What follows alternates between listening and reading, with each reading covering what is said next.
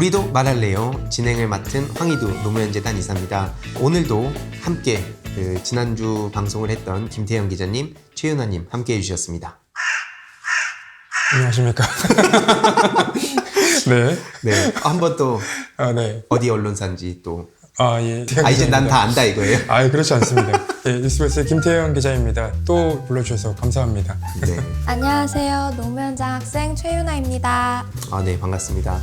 오늘 이 방송이 나가는 날이 또 근로자의 날입니다. 네, 한국에선 1923년에 그 조선노동총연맹에서 노동절 행사를 시작을 했대요. 그래서 뭐 노동시간 단축이라든지 뭐 임금 인상, 뭐 아니면 실업 방지 이런 걸 요구를 했고, 1945년 해방 이후에 조선 노동조합 전국평의회, 이게 나중에 전평이라 불리더라고요. 그걸 기점으로 해서 46년도부터 메이데이 행사, 이 메이데이라는 게 그 전 세계 노동자들의 그런 노동을 되게 기념하는 뭐 그런 날이라고 보면 되는데, 그걸 했는데 문제는 이승만 정부에서 이걸 안 입곱게 본 거죠.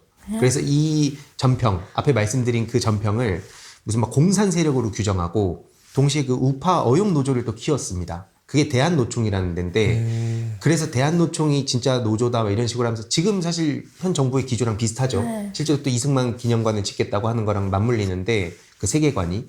그래서 막 좌파 우파 그때도 그걸로 해가지고 이 노동자들 또 탄압하기도 하고, 이 어용 노조에서 이 대한노총이 3월 10일에 생겼습니다. 그래서 이 5월 1일에 원래 이 노동절, 전 세계 5월 1일인데 이걸 3월 10일로 바꿨더라고요. 3월 10일로 바꾸고, 심지어 박정희 정권이 들어선 후에는 이 노동이라는 개념이 사회주의 색채가 묻어있다.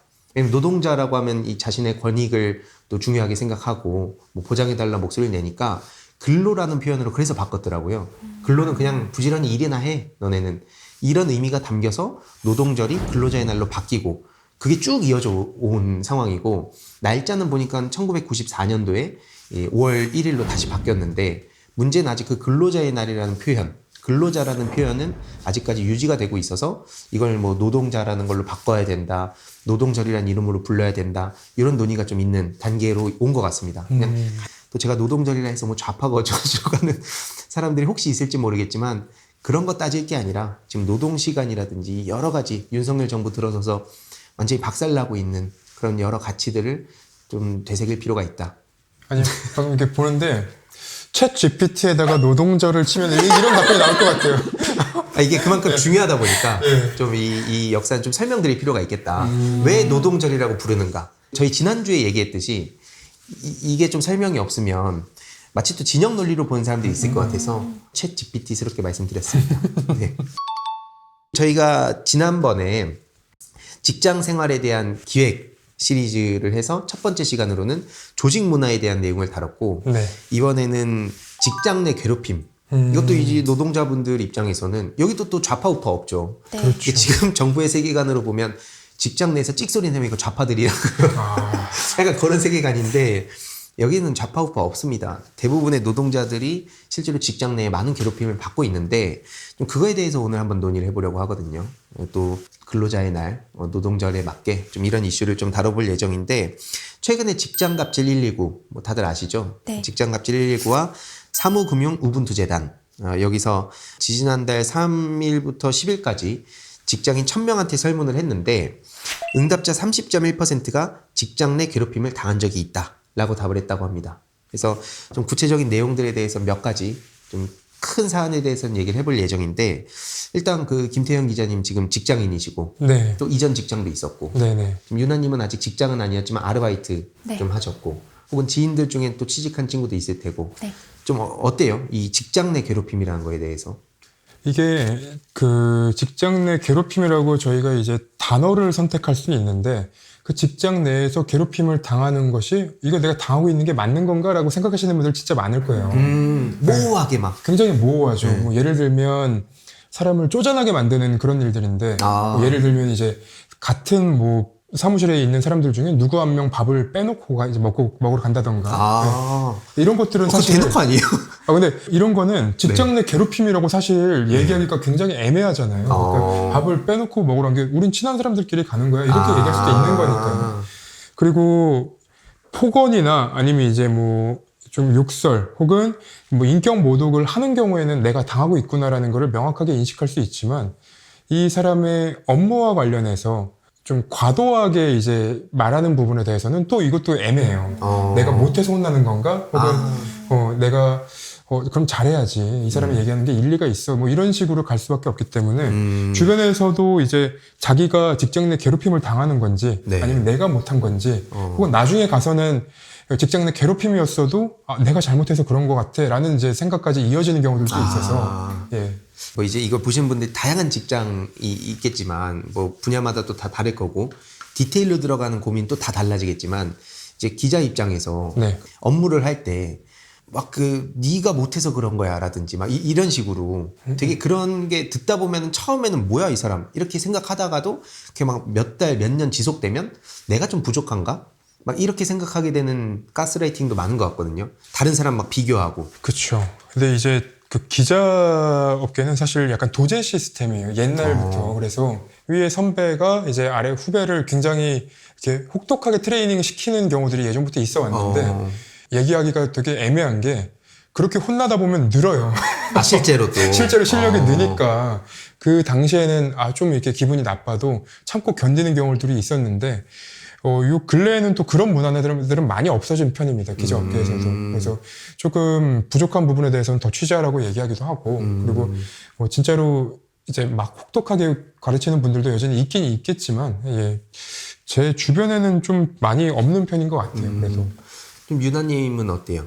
그 실제 본인 사례도 그렇고. 네, 저도 알바할 때 그냥 뭐 텃세 이런 거 당하긴 했었는데 사실 그게 되게 좀 정신적으로 사람이 약간 피폐해지더라고요. 뭔가 뭐 약간 뭐 생활비 벌려고 한 건데 뭐 여기서 갑자기 그들만의 약간 카르텔이 있는 거죠. 그러니까 본인들 잘못은 그냥 넘기고 근데 제 잘못은 절대 그냥 못 넘기고 이런 게 좀 심하더라고요. 그래서 좀 가짜났고요. 제 친구한테 네. 그 하나 사례를 들은 게 있었는데 그 친구는 이제 카톡으로 그냥 진짜 본인만 알게끔 다른 사람한테 말 못할 이 기자님 말하신 것처럼 되게 애매하게 이제 친구를 좀 괴롭히는 거예요. 그래서 아직 그 친구는 해결하지 못했는데 잘 해결이 됐으면 좋겠네요. 아까 카르텔 말씀하셨는데 그게 뭔가 매니저급들로 해서 나누는 건지 아니면 다른 알바생들까지 이렇게 전선을 그어가지고 알바생까지. 몇몇 자기 마음에 네, 드는 사람들. 네. 그러니까 그게 전 되게 좀 심각한 것 같아요. 잘 따르는 사람을 자기 편으로 만들어서 겉으로는 그냥 일 잘하니까 난 얘 칭찬하는 거고 뭐 하는 거다 라고 하면서 그렇게 일종의 카르텔이 형성이 되고 그렇지 않은 사람을 거의 막 말라 죽이게 만드는 방법들.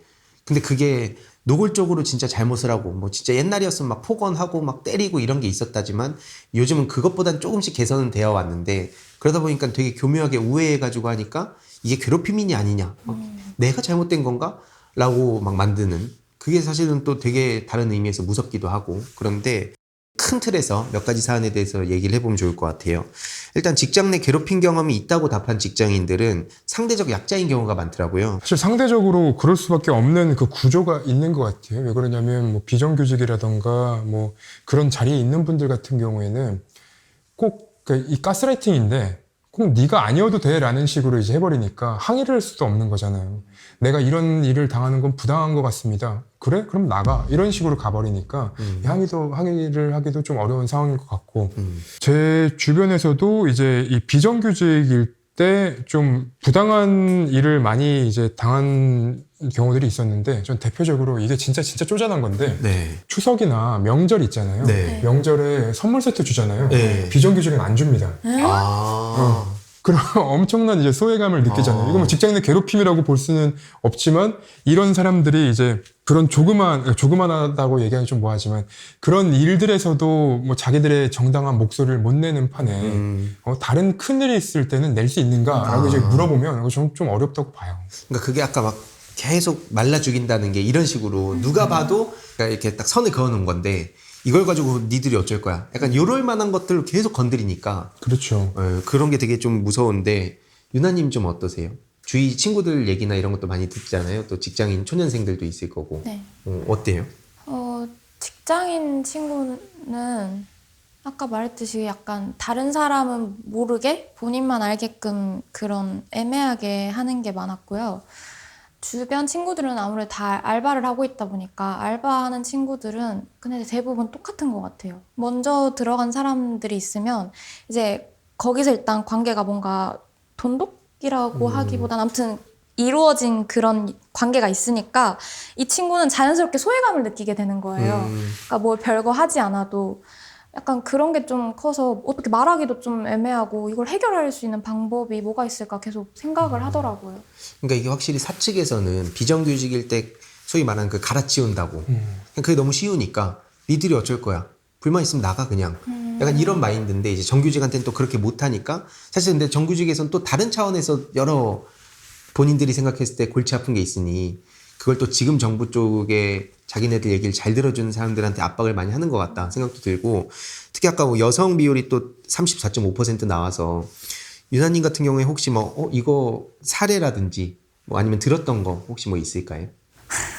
제가 첫 알바를 할 때 거기가 가족 경영이었어요. 아, 그 알바. 네, 그 알바가 가족 경영이었는데 가족 같은. 가족 같은 회사. 네, 정말 가족 진짜 가족. 같은 네. 그런 데였는데 제가 너무 충격받아서 아무한테도 말을 못했었는데 네. 거기 사장님 어머니께서 저한테 제가 그때 20살이었어요. 근데 거기 주방장님은 30대 후반 정도셨고요. 근데 제가 하루는 알바 끝나고 약속이 있어서 그 평소에 그 트레이닝복만 입다가 그날은 그냥 트레이닝복을 아니고 다른 옷을 입고 갔어요. 그렇다고 막 엄청 막 이상한 옷도 아니었고 그냥 평범한 옷이었는데 저한테 갑자기 오늘 왜 이렇게 꾸미고 왔냐고 너 저 주방장 꼬시려고 왔냐고 이렇게 말을 하는 거예요.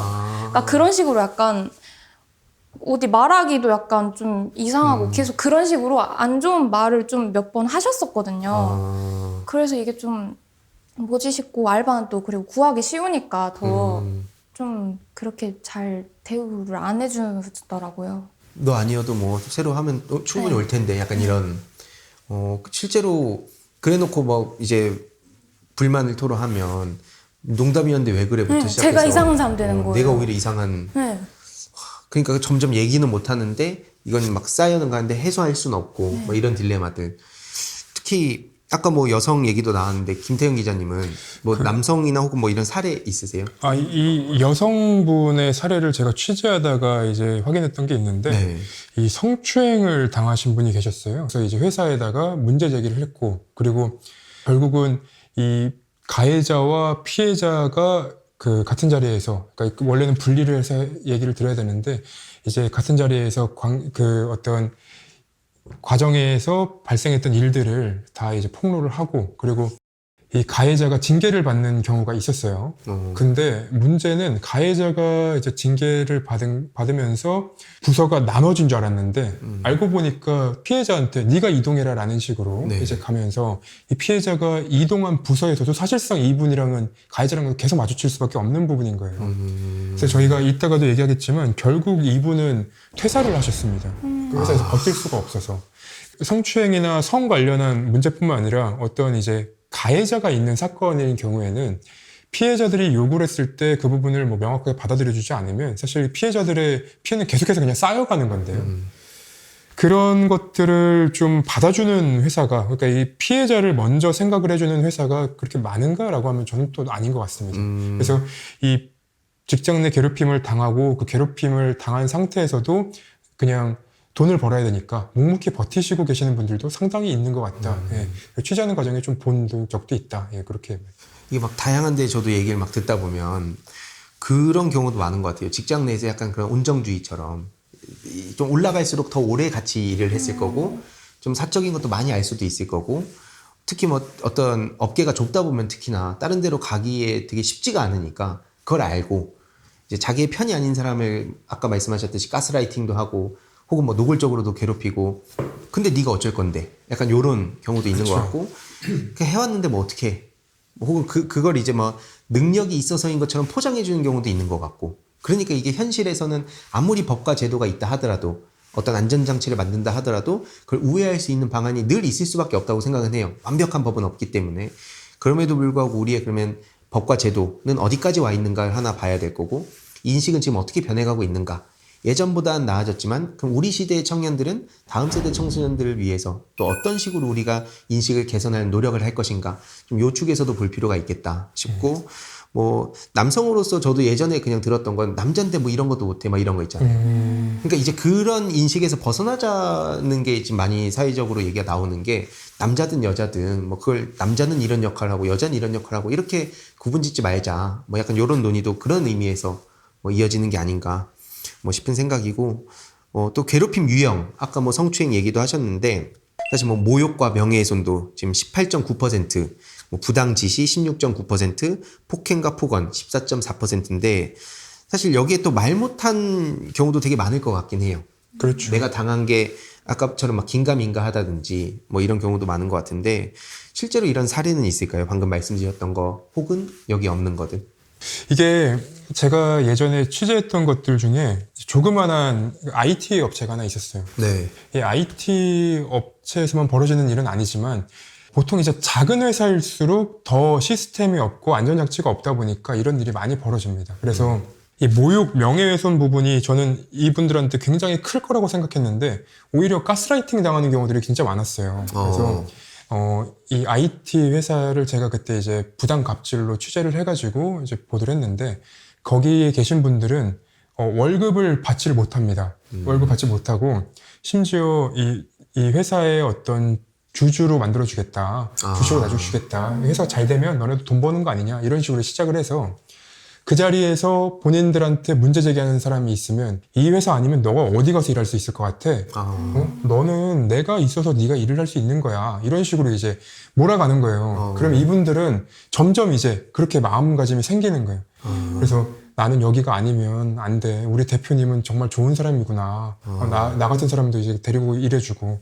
그래서 자기도 모르는 사이에 모욕과 명예훼손에 젖어가지고 부당한 지시를 해도 부당한 지시인지를 또 몰라요. 그런 분들은 이제 요런 조사에 안 잡히는 분들이죠. 그렇죠. 안 잡히는 분들이죠. 오히려 이렇게 본인들이 이런 모욕, 명예훼손을 당했고 부당 지시 당했고 뭐 폭언이나 폭행이 있었다라고 얘기하시는 분들은 그나마 좀 건강하신 분들이고 이런 경우들도 있다. 그리고 이 폭행, 폭언 같은 경우에는 예전에 이제 그 IT 갑질했던 양진호였나? 양진호. 네. 거기 보면은 갑질에 폭행에 폭언, 뭐 명예훼손 이런 것들이 있는데 그러니까 처음에 말씀드렸다시피 이런 대기업이나 큰 회사일수록 이런 시스템이나 뭐 방어 장치가 있어서 좀 사건이 좀 덜하지 조그만한 회사들을 가면은 정말로 요 부지기수로 일어나는 일들입니다.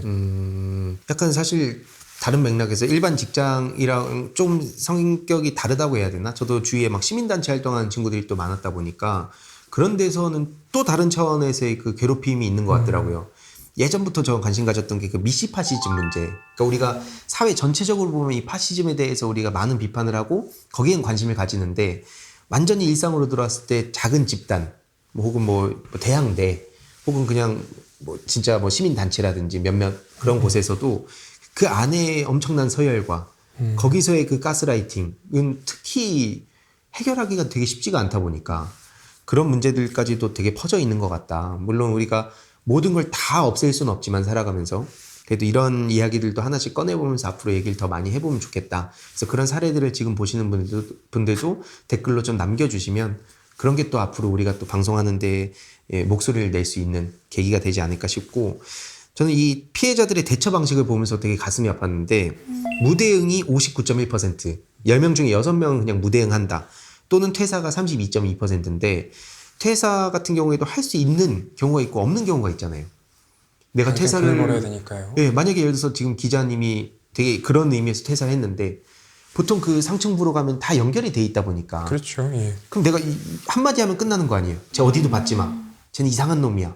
막 직장에 적응을 못하는 애야. 이런 식으로 또 얘기를 할 거고. 그러면 이제 내가 어디 가도 취업을 못하니 버티는 수밖에 없는 그런 분들 상당수가 또 60%요 안에 들어가 있지 않나 싶거든요.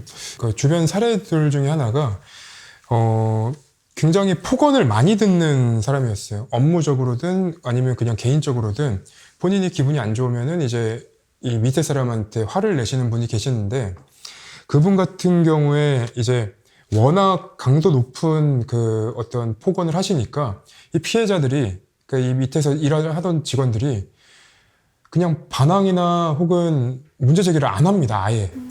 네, 차라리 저 사람이랑 그냥 얼굴 안 보는 게 낫지 하고 이제 떠나버리는 거죠. 그러니까 그런 경우들이 진짜 적지 않습니다. 그러니까 똥이 더러워서 피하지 무서워서 피하냐 뭐 이런 취지의 일들인데 퇴사를 할 수밖에 없는 그런 상황들, 그리고 대응을 하지 못하는 상황들이 이렇게 비율이 높게 나온 걸 보면 차라리 그냥 내가 나가는 게 낫다, 안 보는 게 낫다, 이런 생각을 하시는 분들이 진짜 많은 것 같아요. 아까 유나님 그 사례 직접 겪은 사례도 말씀 주셨는데 그게 또 알바일 때와 직장일 때는 또 완전 다르잖아요. 근데 이제 알바일 때의 생각과 혹은 내가 진짜 직장이었다면 또 어떻게 했을까 뭐 이런 거 얘기해 주셔도 좋을 것 같아요. 저는 사실 그대로 계속 다니고 그냥 이제 그분의 말을 무시했거든요.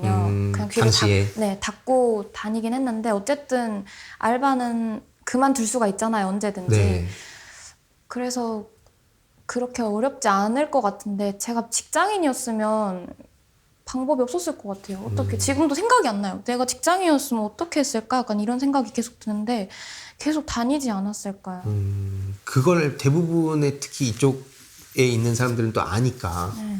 그러니까 이게 아무리 법과 제도를 어떻게 손을 본다 해도 어떻게든 우회할 수 있는 그런 방법들을 찾는 것 같아서 그게 참 답답하기도 한데 그러면서도 어쨌든 뭔가 인식이 예전보다는 나아지는 방향으로 가는 것 같다. 그 양진호도 막 대놓고 뺨 때리고 그랬잖아요. 그렇죠. 근데 그렇게 물론 지금 어딘가에서 하고 있겠지만 그게 작은 기업일수록 공론화도 잘 안 되지만 어쨌든 이런 식으로 그 분노하는 분들이 늘어났다. 저는 이런 걸, 이 답답함을 그 모범택시 2 있잖아요. 네. 그거 보면은 거기서 막 댓글 같은 거 보면 아, 속 시원하다.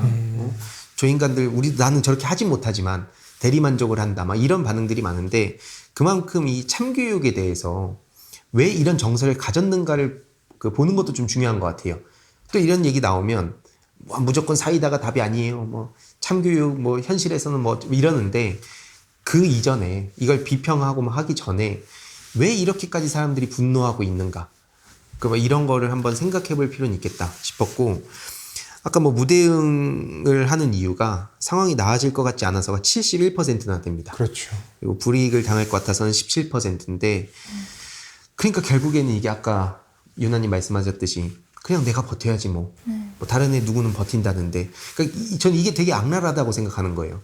쟤 봐봐, 쟤도 똑같이 뭐 욕 먹어도 쟤 버티고 잘하니까 또 인정받잖아 라고 이렇게 얘기를 듣다 보면 아, 내가 못해서 욕 먹는 게 맞았구나, 그럼 나도 잘해서 인정받아야지 라고 되는 게 아까 말씀하셨듯이 이런 모욕인지도 모르고 당하게 되는, 아마 이런 비슷한 사례들이 아마 전국에 있을 텐데 이와 관련해서도 댓글 많이 남겨주시면 저희가 또 다 읽어보도록 하겠습니다. 결국에는 직장 내 괴롭힘 금지법이 지금 시행된 지가 4년 차인데 법 집행이 제대로 되고 있나 라고 하면 사실 뭐 여기에 대해서는 그 사실 이 직장 내 괴롭힘이라는 것을 딱 특정해서 처벌하기가 굉장히 애매합니다. 그래서 사람과 사람 간의 관계이기도 하고 뭐 예를 들면 아까 이제 명예훼손이나 모욕 같은 경우에는 누가 내 명예를 훼손시키기 위해서 몰래 단톡방에다가 이제 막 익명으로 해가지고 막 돌리거나 그거 이제 잡혔을 경우에나 처벌이나 되고 그런 거지. 이게 다른 사람한테 가갖고 아, 나 쟤가 너무 싫어, 쟤 너무 이상해 이렇게 얘기하는 걸로 처벌하기는 굉장히 어려워요. 네. 네. 그래서 시행은 됐지만 사실 그 직장 내 괴롭힘이 어떤 것인지 뭐 명확하게 딱딱 떨어지는 사례들이 있으면 처벌이 되겠지만 그렇지 않은 경우들이 더 많은 것 같아서 좀 저는 잘 안 되고 있다고 봅니다. 그럼 궁금한 게 피해 사례가 있으면 그거를 징계위원회에서 그걸 따지나요? 징계위원회가 있는 곳에서는 그렇게 따지겠죠. 근데 보통은 회사에서는 이제 큰 회사 같은 경우에는 무슨 뭐 위원회라던가 아니면 이제 뭐 조사를 하는 그런 부서가 따로 있겠지만 작은 회사에서는 너희 둘이 화해. 아이, 뭐 회사에서 얼굴 안 볼 거야? 이런 식으로 이렇게 넘어가는 경우들이 많잖아요. 그러면 피해자 입장에서는 황당하죠. 아이씨, 나는 너무 힘든데 쟤랑 나랑 저렇게 그냥 반반 놓고 화해시키면 끝인가? 나는 그러면 앞으로 어떻게 회사 생활을 해야 되지? 그런 생각을 할 수밖에 없어요. 그러면 외부로 신고하는 경우도 있나요? 외부로 신고하는 경우들도 있죠. 이렇게 저희가 기사 쓰는 것들 중에 일반 회사에서 이런 직장 내 갑질에 대해서 제보가 이제 들어오잖아요. 그러면 저희는 사실관계를 취재해서 보도를 하면 되는데 문제는 그 제보를 한 사람, 그 제보를 한 사람은 야, 이 회사 문제를 바깥으로 갖고 나가? 이런 식으로 이제 당하는 경우들이 있습니다. 그럼 이런 피해 사례가 만약에 이걸 제가 겪었다면은 경중을 따지잖아요. 네. 그럼 이거를 제가 처음 들었을 때만 한 게 아니고 이게 좀 지속적으로 계속 그 비슷한 류의 말을 들으면 그걸 또 쌓아서 신고를 할 수가 있나요? 그럼요. 그 모든 이제 대화 내용이나 그런 사례들은 모아두는 게 이제 가장 중요한데 그 사례들이 있고 그리고 그 증거들이 있어야 내가 이런 몇 월 며칠에 이 사람한테 어떤 얘기를 들었고 어떤 이제 행동을 나는 했고 그래서 나는 결과적으로 이렇게 됐다라는 거를 매일매일 기록해 놓으시면 그게 증거가 돼요. 네. 나중에 직장 들어가면 기자님한테 제보할게요. 실제로 기자님 이런 거 취재하셨잖아요. 아니 근데 이 전제가 괴롭힘을 당할 거라는 거잖아요. 그러면 안 되는데. 아니 안 당할. 만약에 네, 만약에 그런 일이 발생하면. 마음이 편안해지잖아요. 그러면. 그렇죠. 왜냐면 실제로 많은 직장인들이 기댈 데가 없으니까 네. 그 맞아요. 자체가 너무 스트레스인 것 같은 거예요. 취업하는 준비하는 분들도 이런 기사를 보면 나도 이제 곧 머지않아 요 안에 들어가야 되는데 나는 그 불안감. 근데 그때 버틸 수 있는 존재나 혹은 뭐 법이 지켜주면 가장 좋지만 네. 그걸 또 우회하는 경우가 많으니까 맞아요. 그때 그 또 보안체계를 공론화 한다든지 뭐 그런 것들이 또 이제 김태형 기자님한테 네. 이거 보시는 분도 많이 좀 제보해 주시면 좋을 것 같아요. 네, 좋습니다. 또 사단법인 아까 제가 앞에 말씀드렸지만 직장갑질 119 네. 여기 또 있습니다.